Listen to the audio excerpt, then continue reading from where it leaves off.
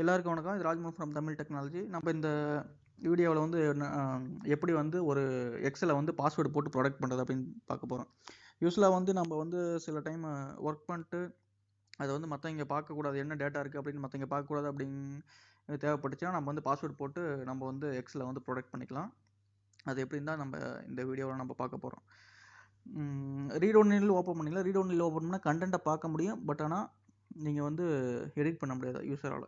Okay, நம்ம எப்படின்னு பார்க்க போகிறோம். இது ரொம்ப சிம்பிளானது தான்.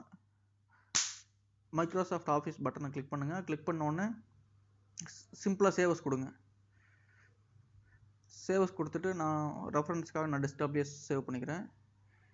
புக் வந்து டெஸ்ட் 1 அப்படின்னு கிளிக் பண்ணுங்கள். டெஸ்ட் 1 போட்டு டூலில் போயிட்டு, இதான் முக்கியமானது, டூலில் போயிட்டு ஜென்ரல் ஆப்ஷன் இருக்கும். ஜென்ரல் ஆப்ஷன் கிளிக் பண்ணுங்கள். கிளிக் பண்ணிட்டு பாஸ்வேர்ட் டு ஓப்பன் அப்படின்னு கேட்கும். நான் வந்து பாஸ்வேர்டு கொடுத்துக்கிறேன். RAJMOHN ராஜ்மோகன் கொடுத்துருக்குறேன்.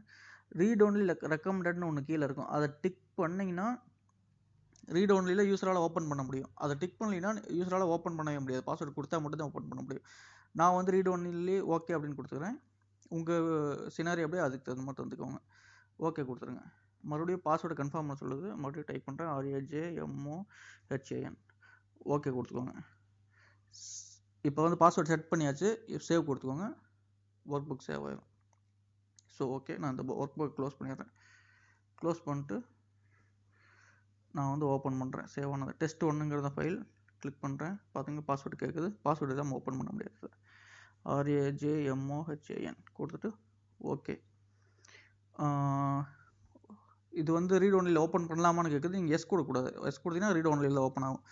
நோ கொடுங்க. நோ கொடுத்தீங்கன்னா ஓப்பன் ஆயிடும். ஸோ வந்து இப்போ வந்து யூஸர் வந்து எப்படி வேணாலும் ரெஃபர் பண்ணி இது பண்ணிக்கலாம். ஓகே, தேங்க்ஸ் ஃபார் வாட்சிங்.